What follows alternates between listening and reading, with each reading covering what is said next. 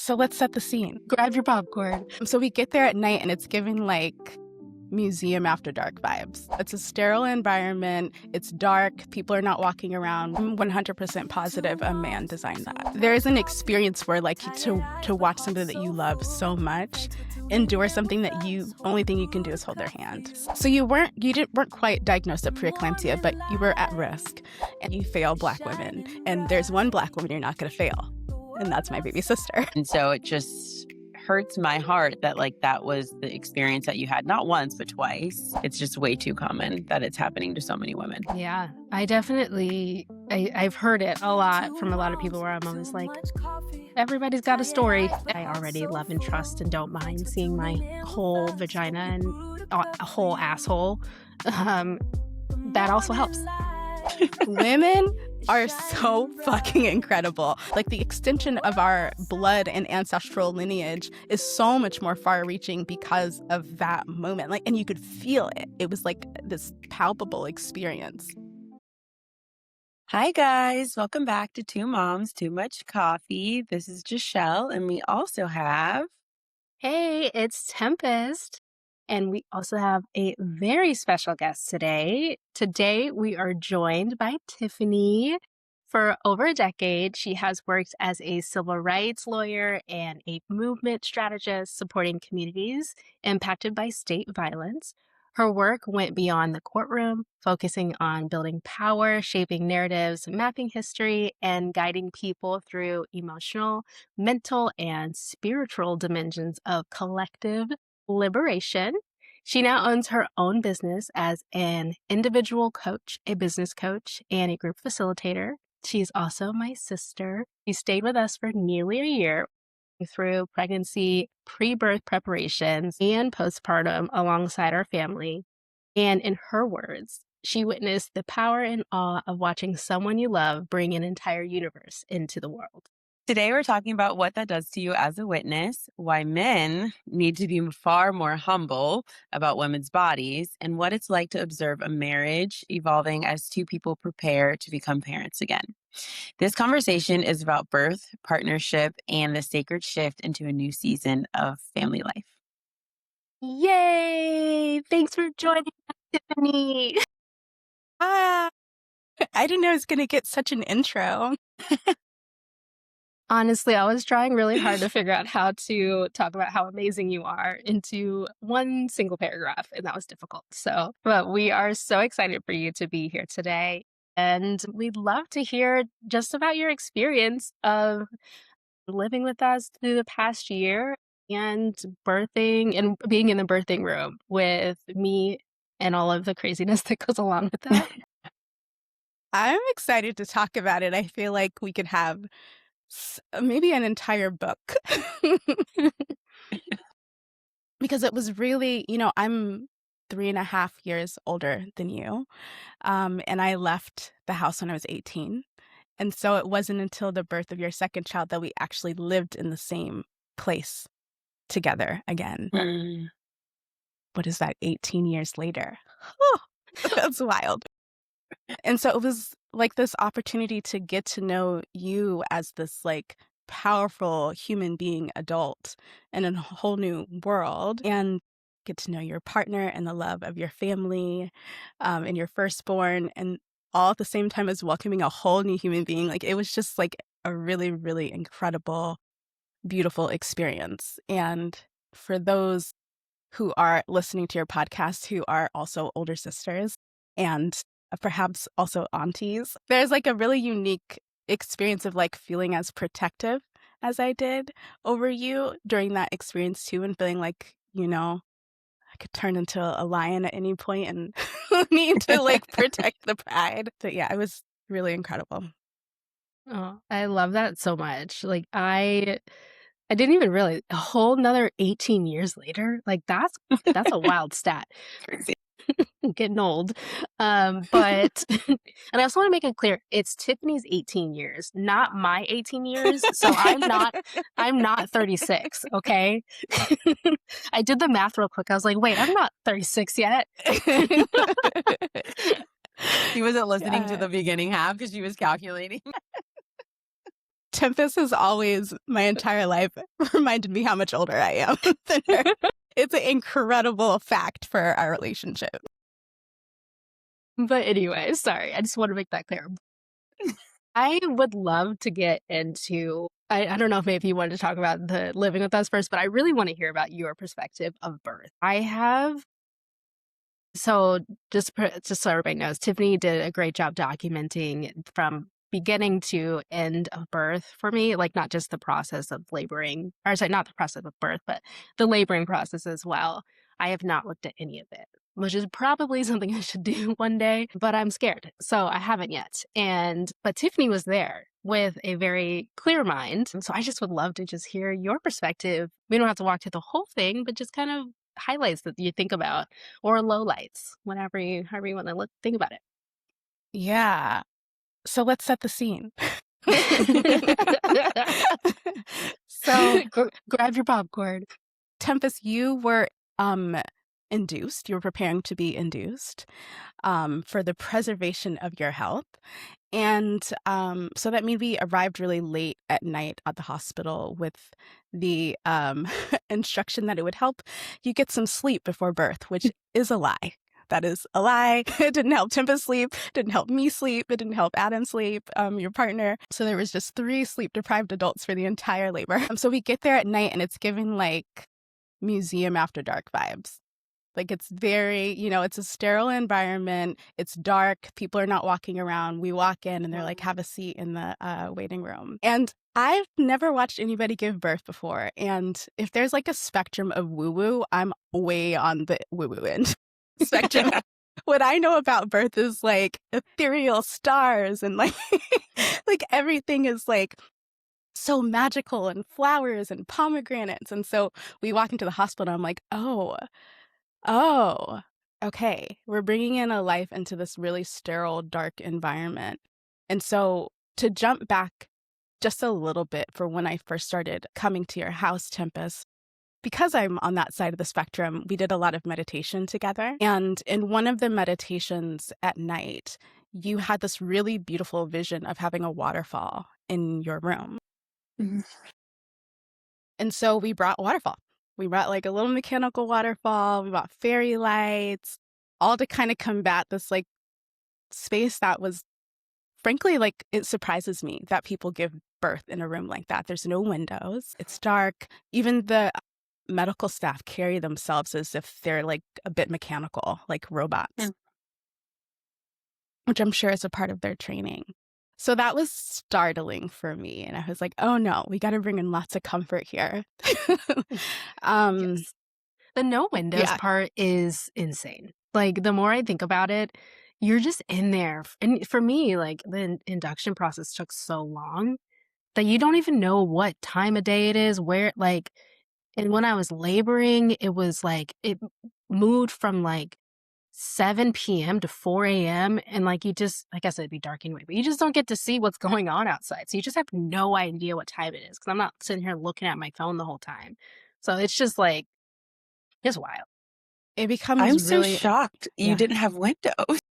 You have windows? I had windows in my labor room and I had windows in the maternity room afterwards. I had windows in afterwards. The fact that that's not a norm it's crazy because why do I want to be in this like dark space when I need to be like feeling relaxed and comfortable and knowing what's happening outside? Like that's crazy. I didn't know that. I'm 100% positive a man designed that. Oh, for sure. For sure. For sure. But I think I told everybody on the podcast, I'm not sure, but I gave birth in the same room for both births. So I don't know, maybe the other rooms have windows and it's just this particular torture chamber of a room that I had. It was really bizarre. And I remember your partner, Adam, warning me that time like ceases to exist in the way that we normally perceive it in that room. And because your labor was multiple days, it really was like this time warp. And there's something that happens when you're actually pushing and giving like birth, that like time stands still in a unique way too. I feel like we were all in this portal and none of us came out the same. It's like we walked in one person and we walked out a completely different person. But yeah. So one of the things that stands out to me the most is the epidurals, plural, because your partner, Adam, has a fear around needles. Hopefully I'm allowed to say that. Yes. I don't think he listens to every episode anyway, so go ahead. So he asked me to stand in. And, reflecting back on what I said earlier, we haven't gotten to spend as much time as adults together as we did as children. So this was really special to me to be able to show up and hold you in this space. And so I set up a camera to record. And Adam had asked me, Tifanei, make sure that they take care of Tempestt. Now, we're already on the same page. He didn't need to tell me this, but the fact that he gave me permission, I was like, oh, I got this. So we had the specialist come in. I'm not sure what their technical roles are. And anesthesiologist, right? They do epidurals? Okay, the anesthesiologist come in. And there was, I believe, a nurse as well. And I don't know if I told you this, Tempestt, but that nurse cut off my camera. She turned it off? Yes. I'm so positive. And she did it twice. That's how I know, because there were 2 epidurals and both times. And so for me, I set the camera up because this was a really special moment. I get to hold my baby sister's hand as she's experiencing this scary thing where they put this giant needle into your back. Yeah, so she was concerned, I think, about having the camera up. But I remember telling her, if you don't feel confident that you're going to get this absolutely correct, don't do it.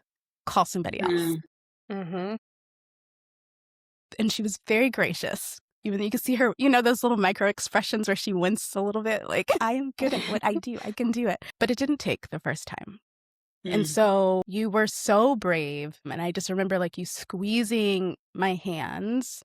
And it's such a unique experience to see your baby sister have to endure this intense amount of pain and to be so brave. And I watched you do it on multiple occasions during it. I'm going to try to tell this without crying. But I watched you endure the pain of that epidural needle twice. There was also, in order to, I can't remember what it was they gave you in order to ensure that it took. They had to put it intravenously. The magnesium, well, they keep saying it's magnesium. Last time we said this, we looked it up. We couldn't figure out what it was. But basically, what was it? Strep B? Yeah, strep B positive. So they had to give me some sort of antibiotic every 4 hours. And they had to do it in an IV. I'm not trying to... I give it, Tifanei. And an IV right through my arm. And there's something extra in there. I cannot remember what it was. I'm going to have to go back and listen to me talk about it because I was very certain when I talked about it back in the day. But that's what it was. And it hurt. Incredibly painful. And I just remember you looking at me and saying, Tifanei, I was about to give up. I was about to pass out because it was the one time that I had left the room. And I was like, I'm never leaving the room again. But it was just, there is an experience where to watch something that you love so much endure something that only thing you can do is hold their hand. And Adam kept reminding me, Tifanei, we need to be nice to the nurses because they're keeping your sister alive. Because I don't know how many of your listeners are also on the woo-woo scale, but I'm a triple Aries and a Leo rising. I will light a place on fire if I have to. So watching the nurse be so nonchalant after you were I was about to pass out. It was so painful. I wanted to be move out of the way and I'll do it. But it was just a really incredible experience to witness the amount of Sorry to cut go you off, ahead. but she really was so chill. She was like, oh yeah, it shouldn't have gone in that fast. Sorry. That's how she said to the worst pain of my entire life. I've given birth and that was worse. I'm telling you, that hurt so bad. It just was 20 seconds, but it was the worst thing I've ever wanted to do in my entire life. So was that chill. The same one where there was something where Adam was like, don't do it again or something? Was that the same thing? Okay. Yeah. Yeah. And, there's a difference between calm and like you have authority and control and Mhm. nonchalance. And she was just like way Mhm. too on the scale of nonchalance, like way too much, like what's going on here. But so I was kindly reminded though that, being polite and kind is the way to go. But there was like a third moment that I could think of where after you gave birth, and because of the epidural, your blood pressure was low, but you were being induced because of your blood pressure. So you weren't quite diagnosed at preeclampsia, but you were at risk. And so the epidural had reduced your blood pressure enough. And so there was this new doctor who had come in after your doctor had left and was like, well, it's low and you don't need medication. And I was like, I've read 11 articles about how you fail Black women. And there's one Black woman you're not going to fail. And that's my baby sister. That's my baby sister. So I remember getting into an argument with her because she was like, well, we don't want to like her to bottom out. We don't want to do this. And I was like, well, but you don't have a plan. Like all you've Mm. done is say, we're not going to give her anything. But you haven't articulated a monitoring plan. You haven't talked about how prevalent it is for it to raise after this. And your blood pressure did raise when we left too. Mm-hmm. So there were several moments during the experience where I thought I was going to have to pull out the boxing gloves. I was ready to go, but we didn't have to do that. But it was really an extraordinary thing to watch your baby sister, who you are 3.5 years younger than me. So like I've watched you learn how to walk up the stairs. I watched you learn how to like take your little calm steps walking down the stairs to endure like this or to display this incredible strength. Like it was one of the highlights of my life, even though I was ready to throw hands. Like it was one of the highlights of my life to watch this. Yeah, and there's so many other moments, but I'm curious what I've shared so far brings up from both of your memories of birth. Yeah. Oh, I'm too much to be honest. I'm like, oh, I blocked out that day. Mm. Guys, I'll get therapy, okay? You guys don't need to say it. I hear all of you. But it feels like such an intense day. And I legitimately told Adam 2 days ago, I was like, okay, well, it's time to have another baby. He was like, what is wrong with you? It was a no. It was a no from him. Just the way you describing it, it was a very, very traumatic, a second traumatic birth for me. So yeah, I mean, I it was guess. multiple days. It wasn't just one day. And I did start out by naming the things that were hard to watch, but there were a lot of really beautiful moments that I hope to share too. Yeah. I was gonna say, I can tell that you have blocked out a lot because you've shared your experience with me, but I'm hearing it from Tiffany and it sounds like I'm trying to make sure my mouth isn't dropped because I'm on camera. Because I'm literally like, I have not heard this. I have not heard this part. I haven't heard that. Like, it's just obviously it's from a different lens. So, Tiffany's experience is obviously different than yours, but it just shows like how traumatic it can be for you and for women. And it's sad to know that like your experience is traumatic where you're blocking that out. And it should be a beautiful experience that you do get to remember, but you didn't get that. It just makes me I don't know, it hurts my heart because I haven't been your sister for your whole entire life like Tiffany, but I have known you for forever, it feels like. And so it just hurts my heart that like that was the experience that you had not once, but twice, where you almost were just like mistreated and you didn't get to have this experience of like, I want to do this again. I feel like I'm going to do this again. This was like something that I came into. And I know that Tiffany said that there were happy moments too, Mhm. but I just wish your whole entire experience was your doctor's listening to you, your doctor's paying attention to you, not being nonchalant, and it just being something that you want to remember, not something that you want to block out. And this is just too common. I feel like it's just way too common that it's happening to so many women.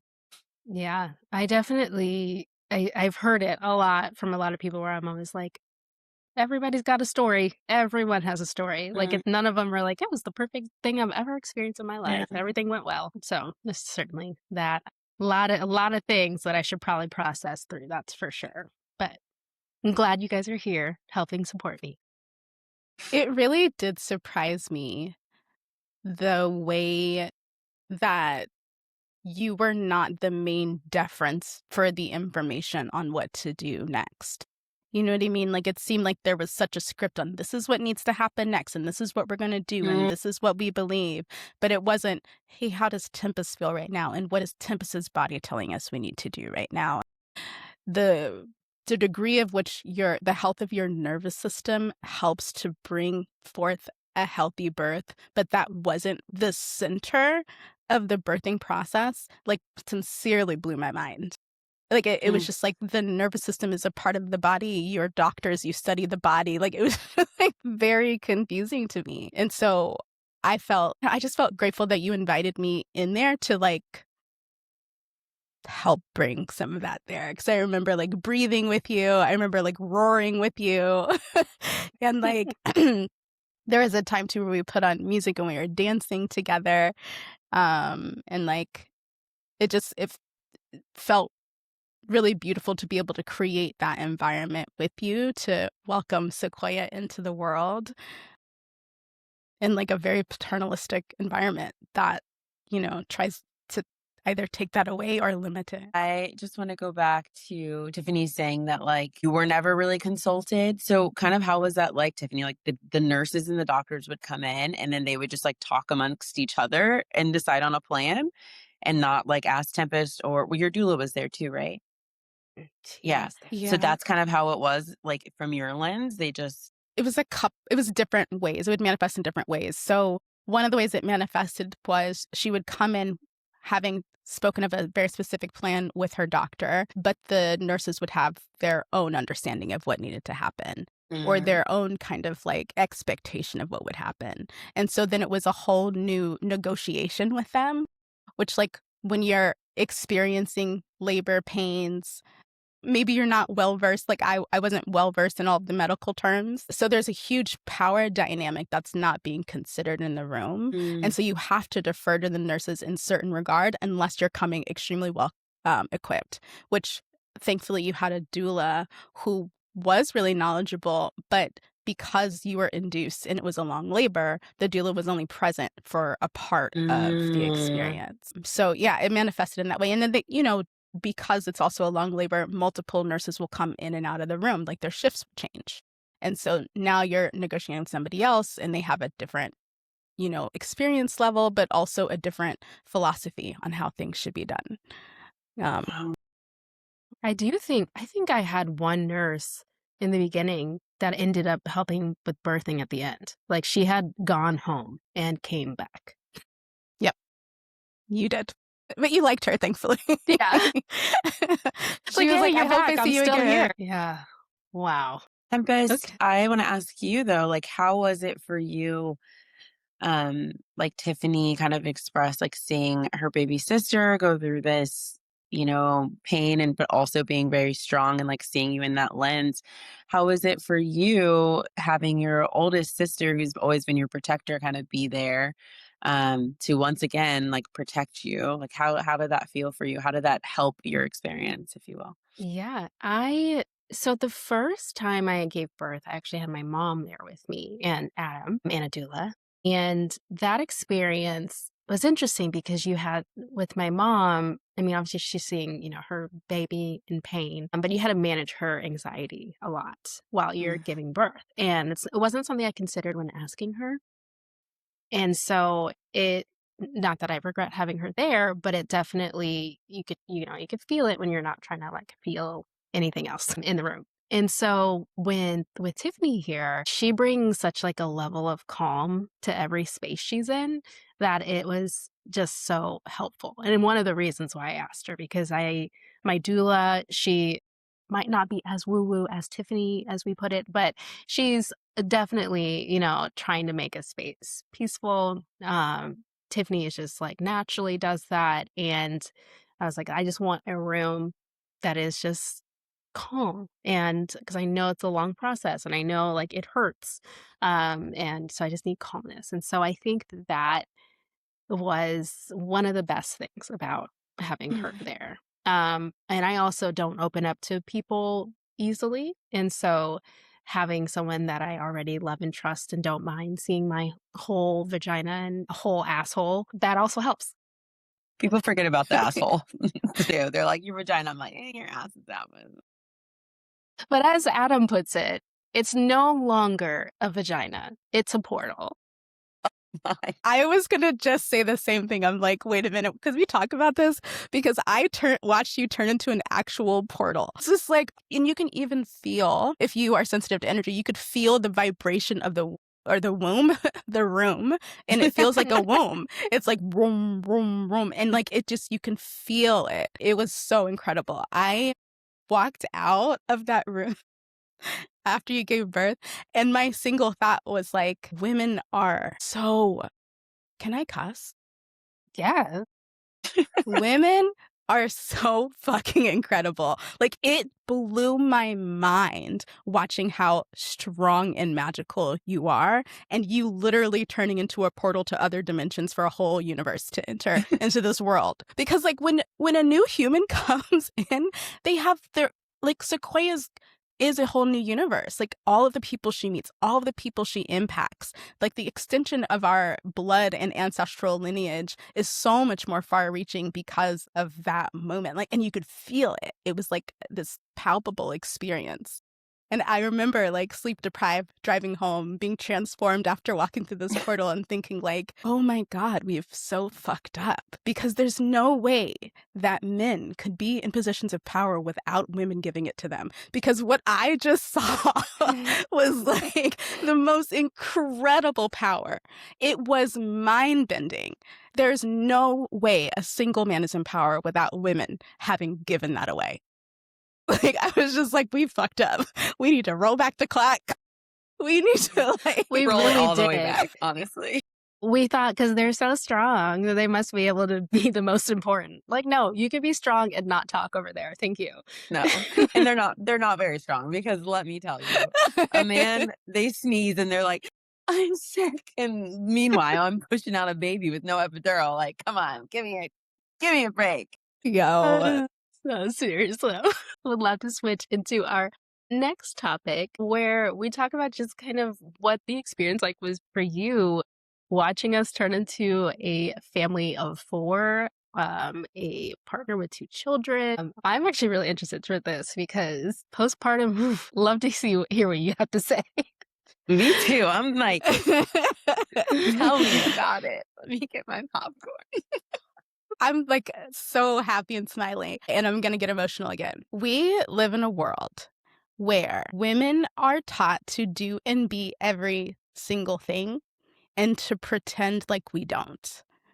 And so most women that I know in my life have a really difficult time asking for help or asking for what they need. And some of us have a difficult time showing up by saying like, I'm here and ready. So to be in this moment of like convergence, to witness your power and then to also be of service was sincerely the highlight of my life. Oh. I mean, it was just like, I feel so emotional to be able to like watch your little family while I'm like really messing up the fried rice in the kitchen and everybody's politely eating it. I think about the fried rice all the time though. What happened with this fried rice? It's delicious. I don't know what she's talking about. But okay, I should say it was all experimental. So like, and at no point was I like, this is going to be good. I'm like, we'll see. But it's just incredible. And like, I know we're talking about how we give the power over to men, and I believe that. But I also think that you were really intentional in choosing a partner who's a good father. And so watching you guys learn this dance together of like, you guys have known each other now for many years. And you've like kind of mastered this, like, I'm a toddler, and now you're bringing in this whole being into the house. And you guys were so intentional and careful.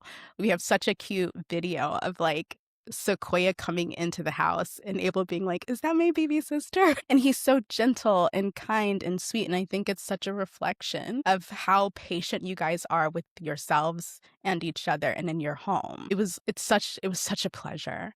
And that's not to say that you guys, I literally can say some of their fights word for word. Like, it's not to say like there was no type of chaos or no type of tension. but it really was a really beautiful experience. When I first came in there, because I was aware that you're not somebody who usually asks for help, and I'm really grateful that we're alike in this way because I put a whole slideshow together. I was like, here are all the ways I can help. And I was like, I need the name and number of all your closest friends, and I need to know what you trust them with and what you don't. And I need to know who can I call if this happens. And then we had that issue because Abel got sick before you went to the hospital with a very contagious virus. And so I ended up having to like text a bunch of your friends, like, can you come and help sanitize the house before we get back from the hospital? And they did. So it was really cool to like be a part and see how your community works, which includes our brother, Bruce. He came over to help. So did our parents. So shout out to the community. It was really cool. It's funny because I can imagine like this is such an intimate and sensitive thing for you to welcome me into your home. Like now your big sister is seeing how you live. And so you're always saying like, so sorry for this and so sorry. And I'm just like happy, happy to like be in the mess. Happy to be here.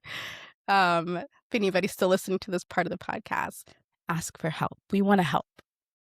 Yeah. I will say that it is funny because like in the beginning when you were staying, I think you came like early December.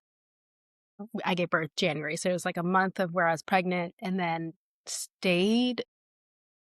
Honestly don't know when you left the first time, but you stayed a few months afterwards, left for a couple months, came back for a couple months as well. And so you're kind of like in and out of the house. But in the beginning, Adam and I, if we had a fight, we'd like go into a room. And by the end, we're like, and Tiffany, what's your opinion on why I'm right?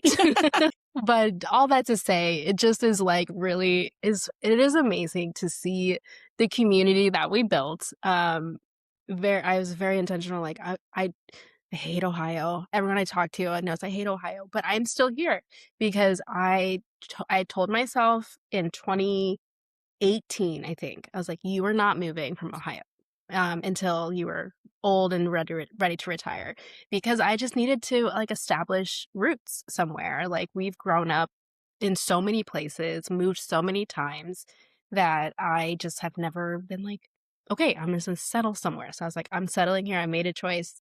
The cost of living is fine. The weather is fine. Everything works for the life I'm trying to build right now. And so I've like worked really hard to develop a community, and I love that they're like able to show up postpartum and help us out and deliver food, and with the help of you coordinating. Um it is just really sweet to always see that because as you said, I am somebody that struggles to ask for help. So that they're able to do that, and I'm sure a lot of them are happy to do so because I am so independent every time anybody asks me for anything. So they probably were really excited for that too. All that to say, I am very happy that you stayed with us throughout the whole past year. Forever grateful, if I'm honest. I love you. I love you. I want to say too, like what you were saying, like ask for help and use your community, especially if you have it. That's something that differs with me and Nick. Like my mom came for a couple weeks and my sister was here for a couple weeks, but like I think I was telling you before that I didn't realize how abnormal it is to not have people stay with you for like months after you have a child, because that's what me and Nick did. We were just by ourselves and we thought that was normal. And you were like, yeah, that's not normal. Like most people have a community to lean on. So then you're not doing it by yourself. And I had like a couple, like my friend Monique came and stayed for a couple days, and we had friends that sent us food, but like we were pretty much on our own, like learning obviously as new parents, and it was very, very hard. And the fact that you made a point to be intentional about having that community, which it's like we have friends around. It's not like we don't, but we just don't have that. I don't know how to explain it. We just don't have someone like, that can come stay with us or do whatever you need. And I feel like it's important that if you do have that, you do ask for help. And I'm proud of you for asking for help.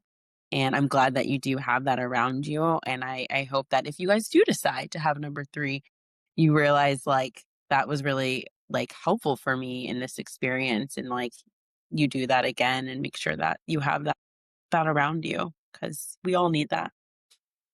Yeah, yeah, definitely. And I do want to also say that you use the word normal, and I don't want to say that it's not normal. It probably is very normal to like have people Yeah. to do it by yourself, actually. Yeah.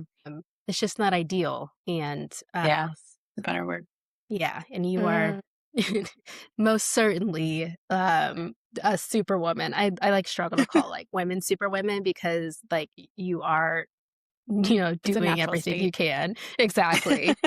But you are you're a superwoman, super mom, having done a lot of very difficult things by yourself and with your partner, because it's a lot. I've never experienced doing the first couple, at least the first month and a half by myself with Adam. Like I always have had somebody, so I know that that has to be difficult, very difficult. Yeah. I want to Yeah. say one more thing, actually, which is to speak on behalf of the single, childless women.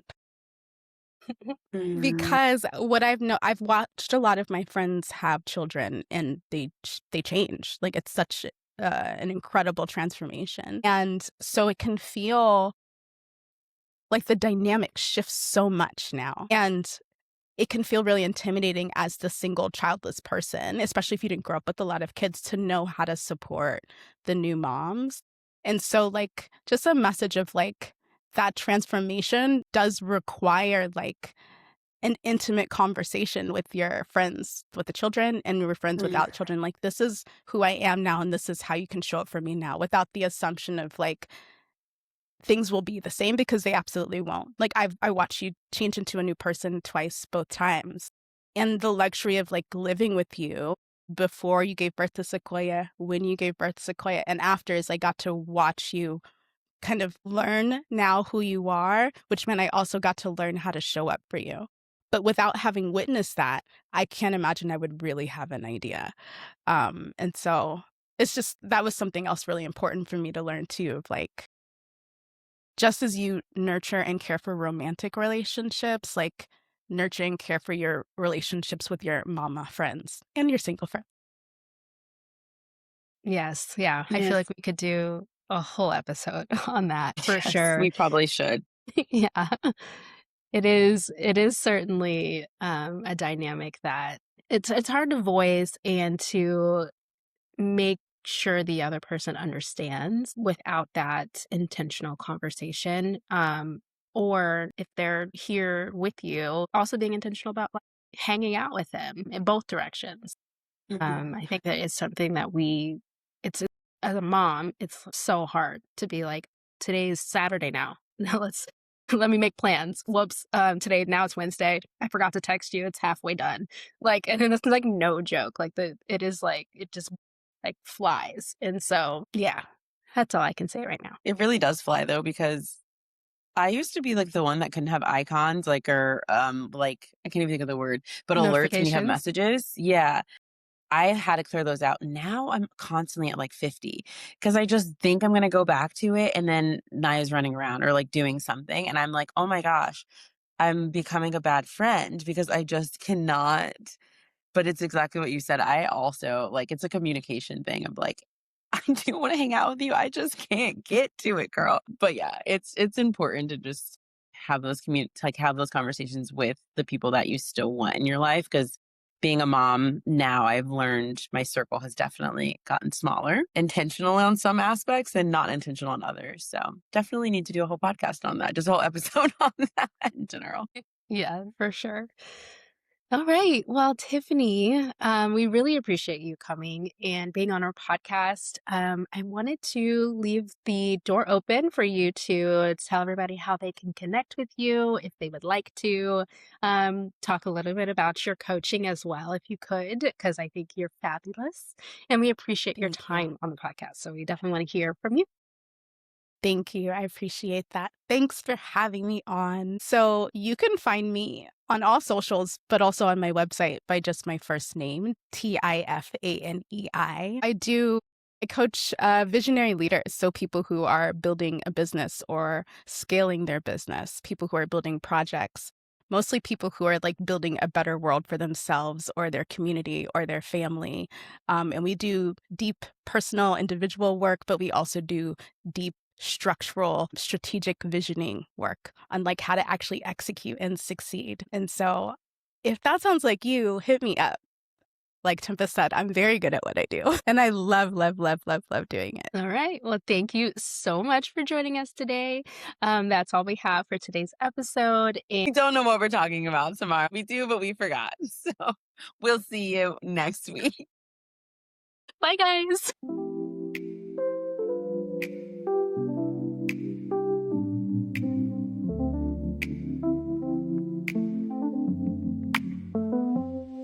Two moms, too much coffee, tired eyes but hearts so full. Thanks for tuning in with us. Hope you brewed a cup for you. The morning light is shining bright.